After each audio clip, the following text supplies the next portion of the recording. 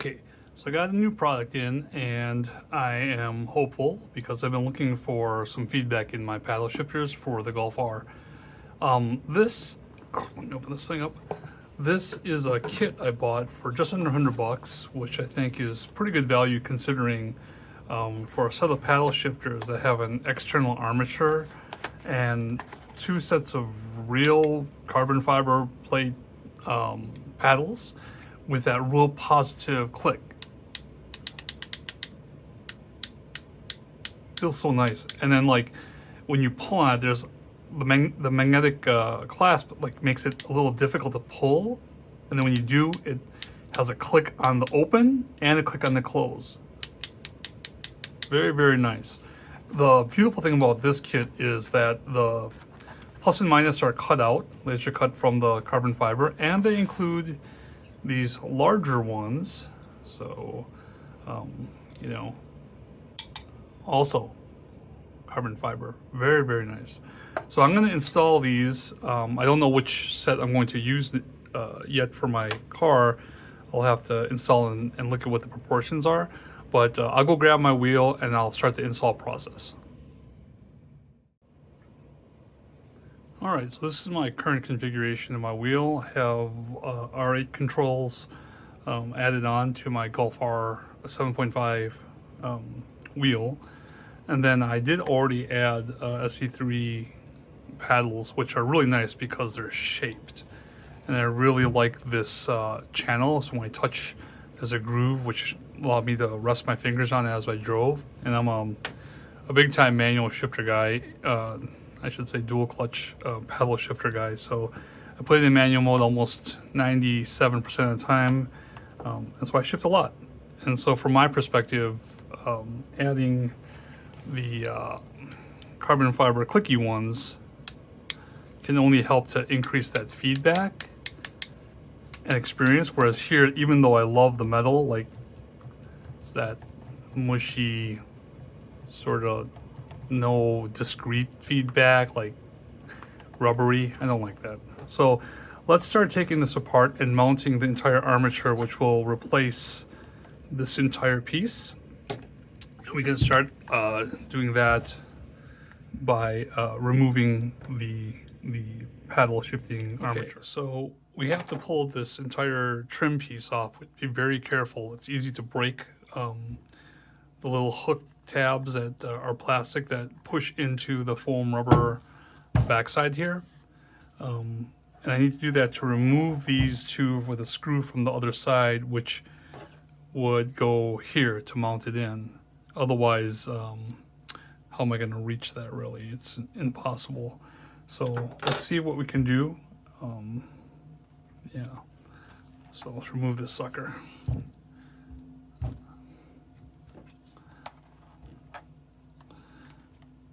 Again, slowly, slowly. You do not want to snap these pieces off here.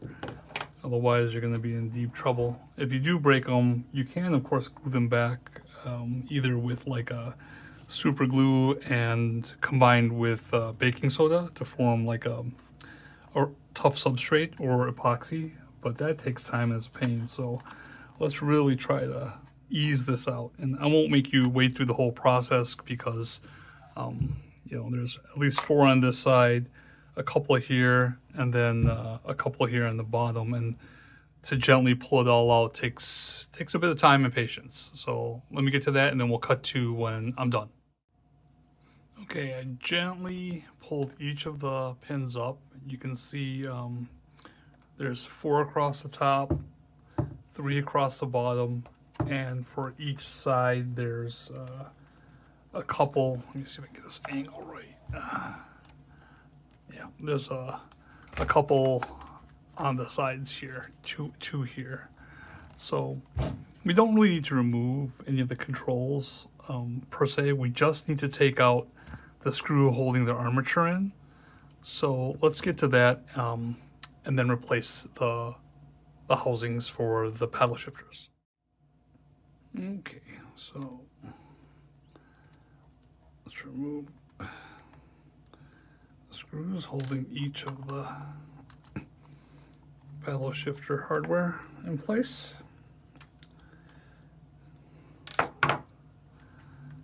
careful to flip this over, don't want to break anything. And hopefully we can just wedge these out. Oops, I need to disconnect. So each of these has to be disconnected from the paddle shifting duties.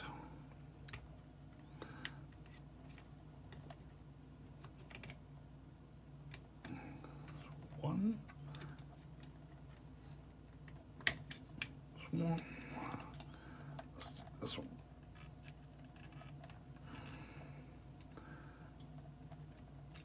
Two. Okay. Small hole here. Just a note.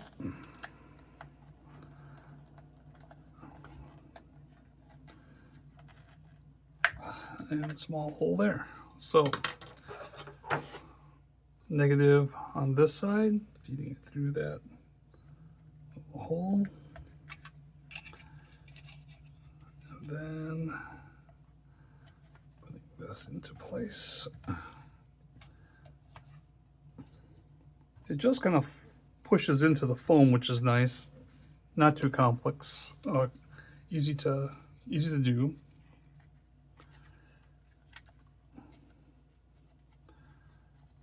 Let's see if I can.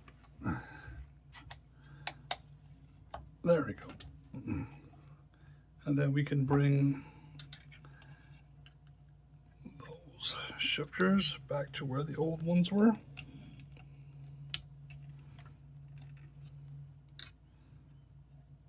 There we go. There's one. And where'd this guy go? All right.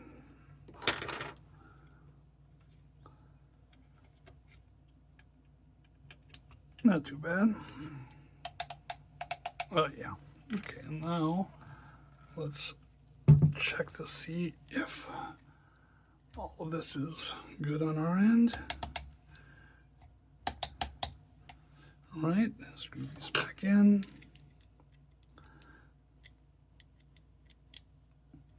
Let's see. Okay. Hopefully these fit the same way in the, yep, there they go, they're tightened. Not too tight, just snug.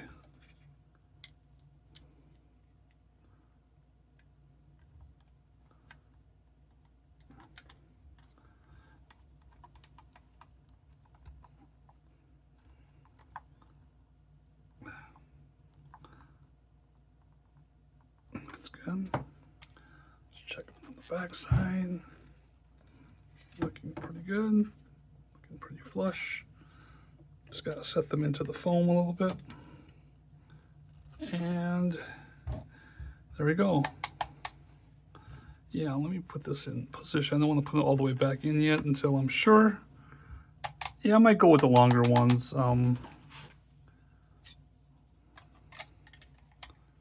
Oops. Yeah, there we go. Yeah, I'm probably going to go with the longer ones just because it more mimics what I'm used to. So I'm going to just really gently and evenly, don't try to go all at once, but gently press it in. And steady pressure is what tends to do it well. And it slowly gets pushed into the foam evenly. If you do it all at once or too fast in one area, you can offset it and crack it. Ask me how I know. Okay, so this is the paddles installed. If you want to look at it from the back, it's pretty nondescript. I love the way this feels. On the front, the short ones are pretty good actually, but let me just see what this looks like if I throw in the taller ones. I don't know. Should I go full, bigger is better, or should I keep it a little more discreet? I'm a little torn. I'll tell you what, just for the sake of the video and for people who want to see the difference, I'll swap them out. Okay, this is a comparison of both of them, and yeah, I think I'm gonna have to go with the bigger one just because it has a different feel depending on where you press from. So you can go on the low side, and I often drive low position. I like that. It changes the sound also, depending on where you click it from. But man, that feedback. I'm loving it. Okay, I'm gonna swap the other one over. Okay, this is fully assembled now. And what I like is whatever geometry these things are using, the pivot point is inboard a bit, and so what it allows you to do is shift even from a point like this, you know, where you can press and it'll still shift. Now on the OEM ones, when they're longer, it's a little harder to get the shift to register because the pin is sort of like inside, and therefore there's no leverage, so you just squeeze it, it just goes straight out. But here, just the slightest offset lets you click, which I like. Again, the carbon fiber stiffness is awesome. Yeah, there's tons of feedback, and I like the look too. So that's it for today. I'll try to get some footage in the car, and we'll see how it performs. Okay, so they're installed.